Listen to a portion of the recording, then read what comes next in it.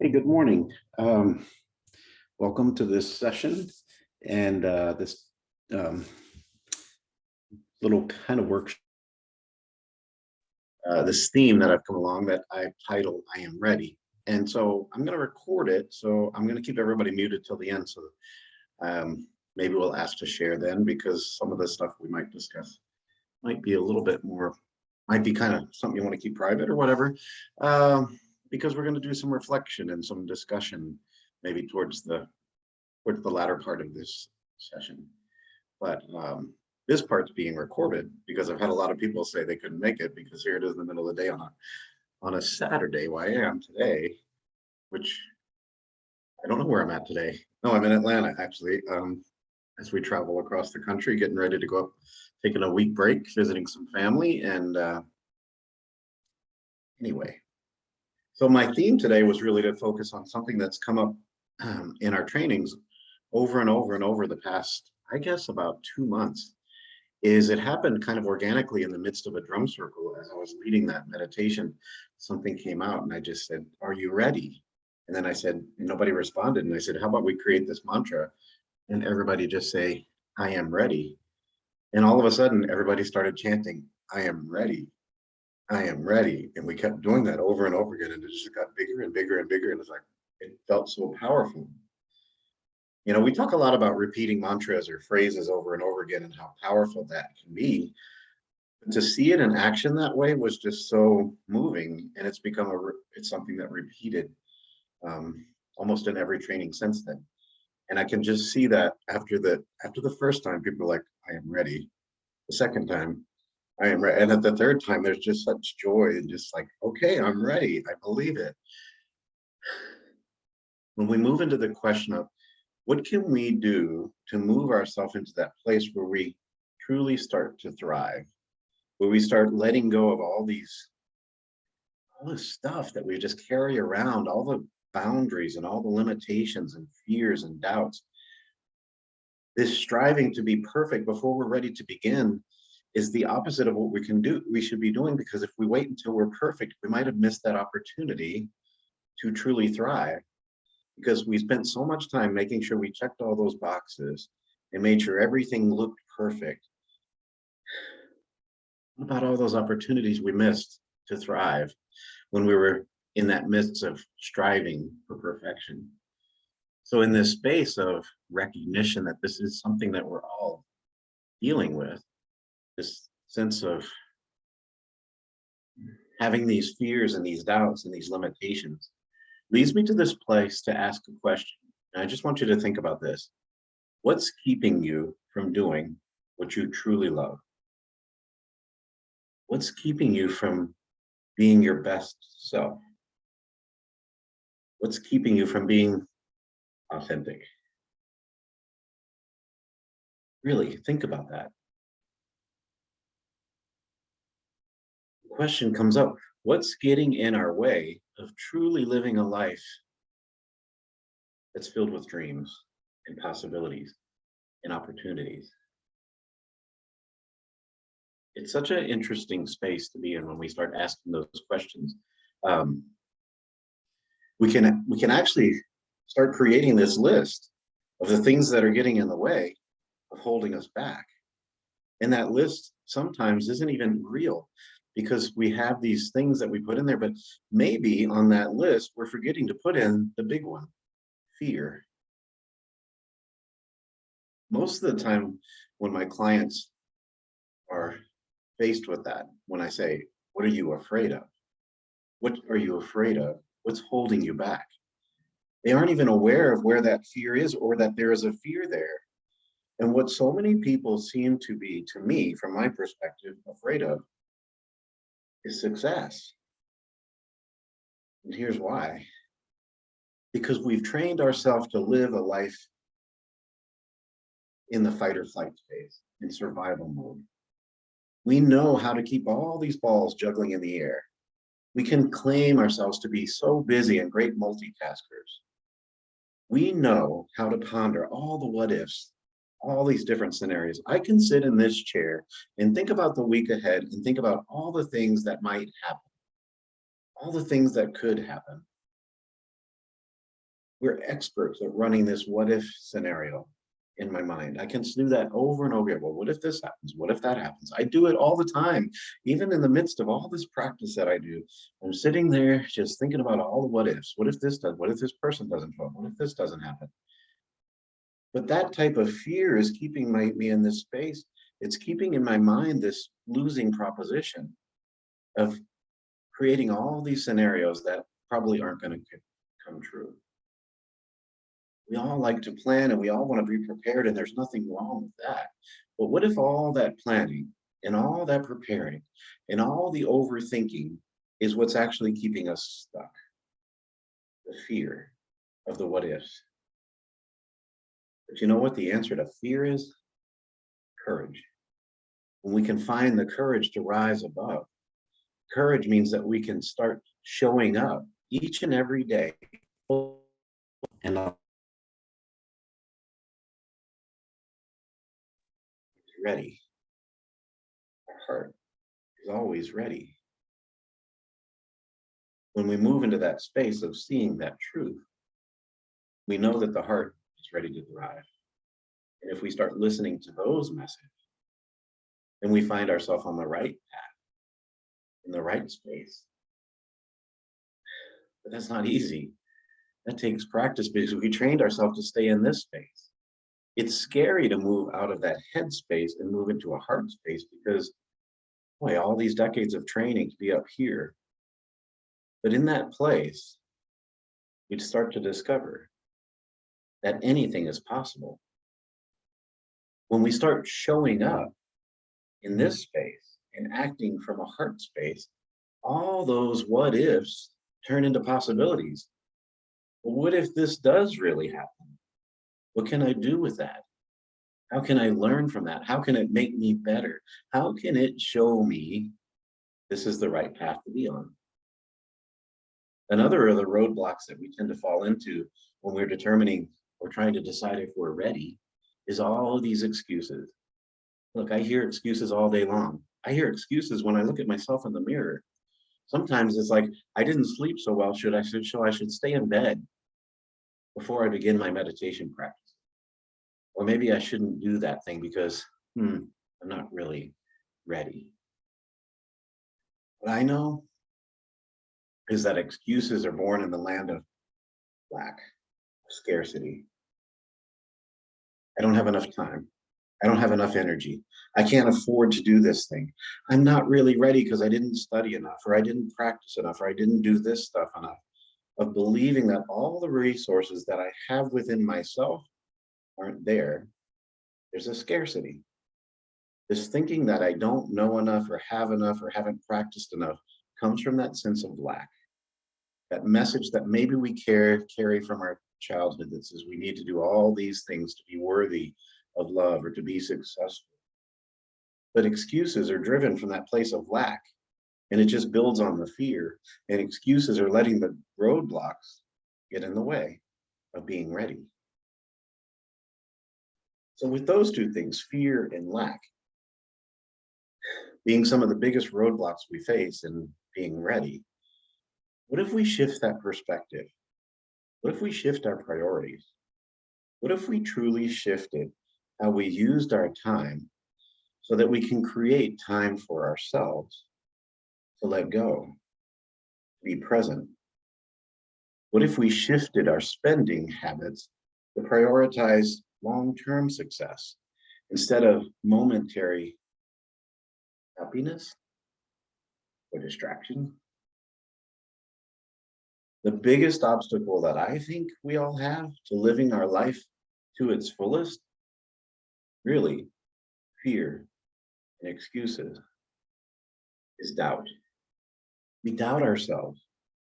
That doubt happens over and over again, and it goes something like this. We ask a question like, what would it truly be like if I acted authentic? What if I truly acted from my place of passion? First answer, I don't know. What do I need to do to start walking my path of truth? I don't know. What old habits or beliefs are standing in my way? Oh, what would it take to make a commitment to focus on loving myself. I don't know. I don't know. That might feel true, but I don't know. That's coming from up here, this land of doubt and fear and scarcity. But you know what? At the end of the day, when we breathe into this heart space, when we let go of the overthinking and the over questioning and the doubts and the fears, our heart knows. The truth is the heart always knows. But it can only be gotten to when we allow ourselves to be present, when we stay quiet and we listen. Our heart has been quiet because it's gotten used to being ignored or dismissed because we don't nurture the voice of our heart. We nurture the ego. We nurture those fears and doubts. We nurture the what ifs. But what if we nurtured the I am ready? What if we nurtured that strength and power that comes from deep in my heart that says, this is what I'm passionate about?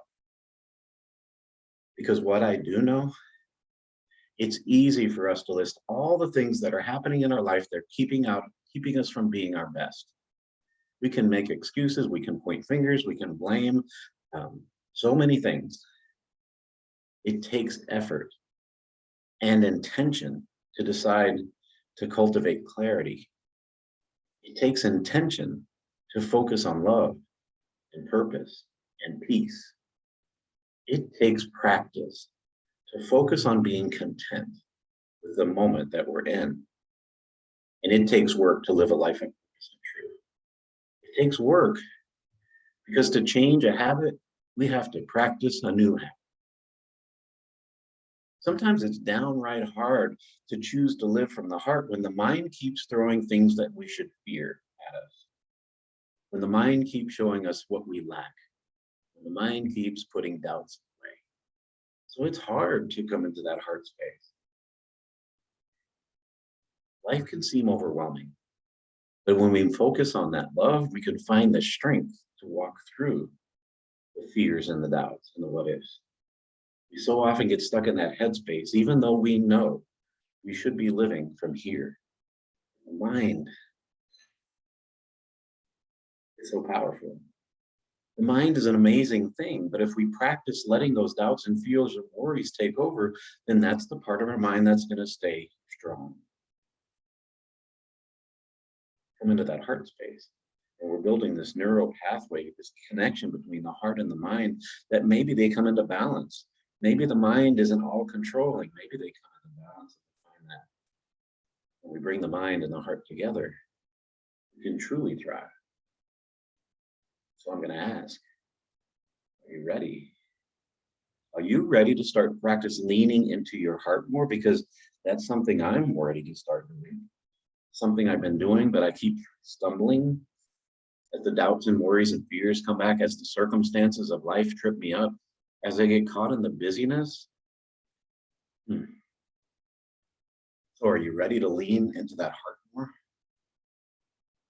Ask yourself, what would it take to cultivate that sense of heartfulness? We practice mindfulness, and maybe that's the wrong message. We should be practicing heartfulness. What would it take to prioritize speaking from the heart first? What might be different in your life if you switched off the survival mode for just a little bit? And what support do you have around you? That's a big question. What support do you have around you? And that support shows up in so many ways that we sometimes dismiss it. And I'm going to come back to this. As we get to the end, I'm going to show you through a meditation how much support you have right here, right now. But before we get there, I want to try to do this one thing, this experiment. I don't know if you saw my message. I sent it out earlier. I wanted you to have a piece of paper and a pen or something to write with. If you don't have it, it's okay. But if you can grab one, go ahead and do that. And I'll give it just a minute. And if you have a piece of paper, I want you to fold it in half. You can fold it in half either way, long way or short way. It doesn't matter. Nobody's going to check this. I don't need you to send it to me or anything. I just want you to have a pen and a paper, something you can write with.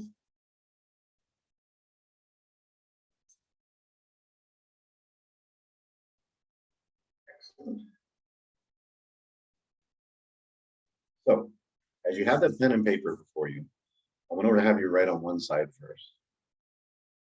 And again, I want you to just try this. Just know that we spend a whole lot of time thinking about trying to find the right answer. Sometimes I have somebody sitting across from my desk who shows up to do something or to transform themselves. And I can tell when I ask a question in their mind, they're trying to decide what is the answer that they want to tell me, or what is the answer they think that I want to hear, rather than tell me what they really are wanting to talk about. They put these filters in. The protector comes out and says, well, what if I say the wrong thing? Is he going to judge me or hate me or dismiss me or fire me as a client? What if we started letting go of that filter? And the filter, I'm going to show you in a little bit, has a purpose. The protector is there. These mind filters are there for a reason, but what if we learn to add a heart filter in there?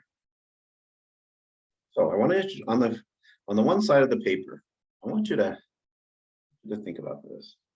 Think about what would happen if we allow ourselves to shift from the brain being the main center of intelligence to begin listening to the heart, to begin listening to the body and the soul, and recognize there are so many messages there that we tend to be missing. If we start listening to the heart more, what would it feel like if there's a message that should be coming inside? So I want you to begin to think about all the things that bring you joy. Just start listing some of the things that you're passionate about.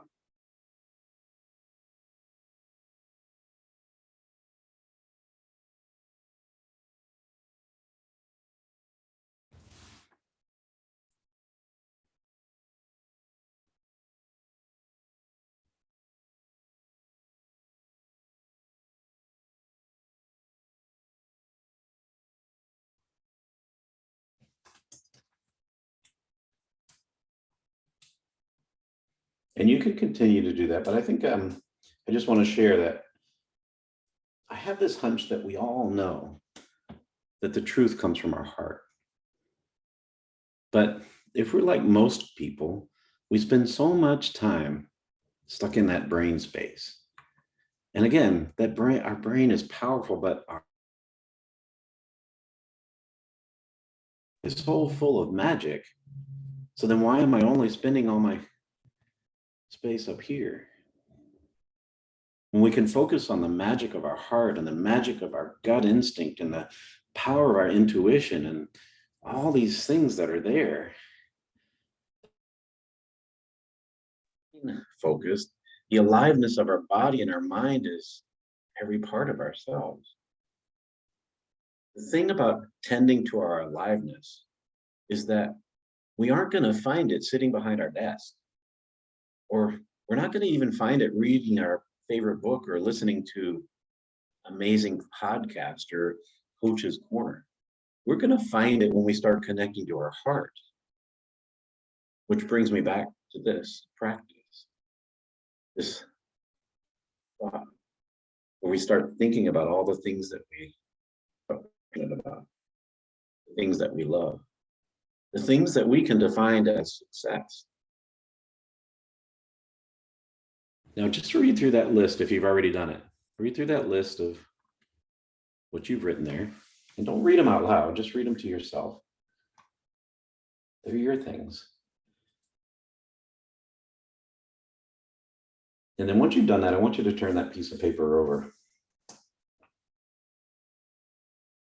And once you turn that piece of paper over, I want you to close your eyes and take in a nice deep breath. And then another.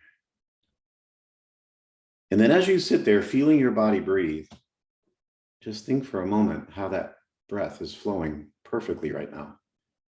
You weren't even thinking about it a moment ago, but it was flowing just as it always has, just as it always will. When's the last time you thought about your breath with gratitude? For this breath, I am grateful. As you're sitting there, think about how it feels if your feet are touching the ground or as your body's sinking into the seat beneath you. Observe the sensations in your body as you sit. Notice as you sit there with your eyes closed, you can still see light and color and shapes and shadows. You can still hear sounds and smell and taste and feel. And all those things were going on, even when you weren't paying attention to them. As you allow yourself to breathe and feel and smell and taste and see, awaken yourself to all the sensations that are happening around you, even when you're not paying attention. Because at this moment, you are supported. You're supported by the breath that flows through you and the heart that beats within you. You're supported by the earth that holds you and the sun that shines down from above. You're supported by the energy of the universe that is all around you, that is supporting you and asks you to thrive. You're supported by the energy of love that flows through your life and shows up in so many different ways.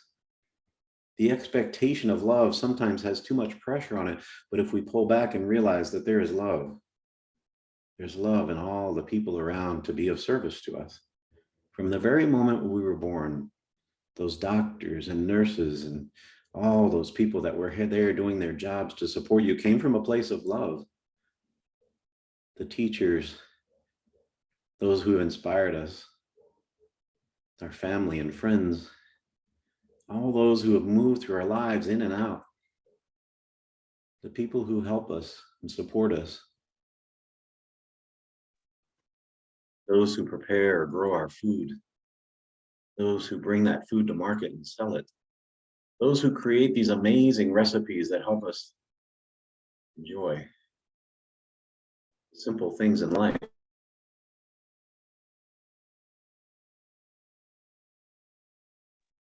Turn the ignition and the car starts. The opportunities to move through life in harmony, to do this dance that we all call the journey of life.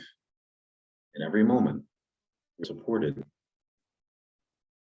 Think about those things. Just support that comes with every breath you breathe, with every morning that the sun rises, with all the food that you eat, and all the love that you feel. Think about how it feels to be present in the energy and the support and the harmony of love all around you. Give yourself a moment and just be there. Give yourself a few moments to connect to your breath and your body and honor who you are in this moment. Because your whole body and your heart are craving to just be present. And linger here for a moment and allow yourself to come into a moment of stillness.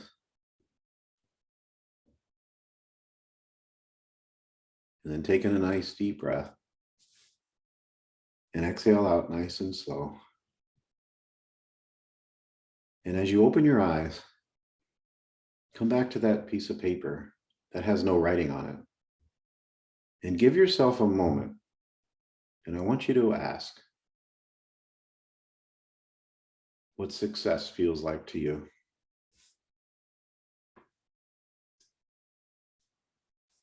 And allow whatever wishes or desires or cravings to pour out onto that page.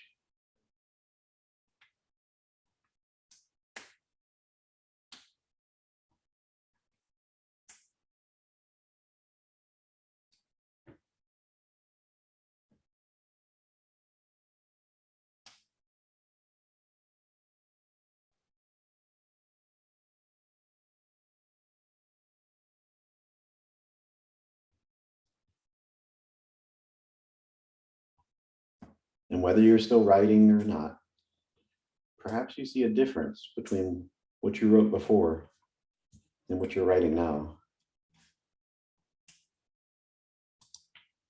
My hunch is that if you're anything like me, it's that second side that makes you feel more alive, because we allowed ourselves to connect to the whole self. We didn't just write a list that came from the mind, we wrote a list that came from the body, the mind, the soul, the heart. In that space of being fully present, in the heart space, we're probably a little bit more authentic, or a lot more authentic. The first side, when we start thinking about the things we want to list, that's brain centered. But the second side, that's more heart centered. It isn't that the brain doesn't know what we want. It's just that sometimes our brain is speaking a different language. It's speaking the language of habit, of repetition. Sometimes the brain is speaking that language of fear or doubt. The brain is fed and informed by the voices of our inner critic, the inner fixer, the ego. But the heart, on the other hand, is nourished by our inner child, by our deepest truth, and that sense of possibility. The heart is fueled by that authentic vibration that drives deep within. We just have to nurture that so it becomes bigger. The brain is powerful, and we don't want to turn it off. But with practice, we can learn to listen and explore through a few things and change the filters. Maybe go through the filter of the ego, but make sure we go through that filter of the heart too, so that we can bring it into alignment. We just have to start building this new language, the language of our truth, the language of our desires, the language of our authenticity. Because you know what? We all have desires. And it's time to start creating possibilities that move us towards our deepest desires, towards our deepest truths. It's time to get out of that stuck space and come into this space. And then we can start walking that path of truth. The heart, it invites us to start building new relationships with ourselves, understanding that this is a source of information. And not just any information, but the wisdom of the most reliable and very best teacher, ourselves. Because our heart knows right from wrong and good from bad. Our heart knows the truth. The trick is, this relationship isn't turned on by a light switch. It requires tending. It requires attention. It requires intention and trust. It requires courage. There's a message I listen to quite often by Susan David, and there's a video on our portal that has this discussion about Susan David, and one of the quotes she puts in there is courage. Courage is fear walking. We're taking that fear and we're just saying, I'm going to walk in that space of fear, understanding that I can trust my heart is going to guide me through. This is allowing myself to become literate in the messages of the heart, to eventually become fluent and speak words of love without the fear of being doubted or condemned, because the message of love comes from the heart. And when I first started talking about it, there was some doubt. When I said to walk in love, there was the doubt of the teachings of the preachers in the church I grew up with that said I needed to do all these things to be worthy of love. There was doubt from those people who said love should look like this box. There was some doubt in so many messages that says to walk in love is to walk in a space of wishy-washiness, that love wasn't strong. But the doubt and the fear turned to courage as I started walking into love. And I see that the message of love isn't perfect. That doesn't mean life is going to be all rosy and sunshine and lollipops or rainbows or whatever you want to call it. Life can be messy. But it's what we do with that mess that makes a difference. The trick is to understand and trust and allow ourselves to become fluent in the language of the heart. Because if I know anything, I know that when we start moving from the heart, things start falling into place. When we start aligning ourselves with our truth, the universe shows us that we have all that we need to succeed, that we are supported in so many ways, and that deep down inside, there is a magic maker within me. What is that magic? Well, that's up to me to discover. If I know anything, everyone has this magic within. And the first step to creating possibilities is to get totally alive in the life that is rooted within our body, the life that exists here in my heart. And when we find that message, then we can see that we are ready. If we don't have to wait for every box to be checked and everything to be in order, we can start walking in love at this very moment. And tomorrow we pick ourselves up from all the things we encounter and say, I'm going to walk in love today. And the universe is going to throw us roadblocks. The mind is going to trip us up. People are going to get in our way, and the circumstances of life are going to happen. But you know what? I'm going to wake up the next day and say, I am ready to walk in love today. I am ready. So I'd love to see this emerge more and more in our world that say, I hear that what you practice grows stronger. So if I start practicing on walking in love, then guess what? This step that I'm taking today, in my truth, following that path. I want you to just try this practice now. I want you to think about those two lists, and this is something that you want you to do over the next couple of weeks, is take those two lists, put them aside, and then every week for the next 3 weeks, do this practice. Make a heartfelt list and meditate on your heart and listen. Make a list of your passions. And then I want you to afterwards read that list and say to yourself 3 times, I am ready. I am ready. I am ready. And guess what? You'll be ready.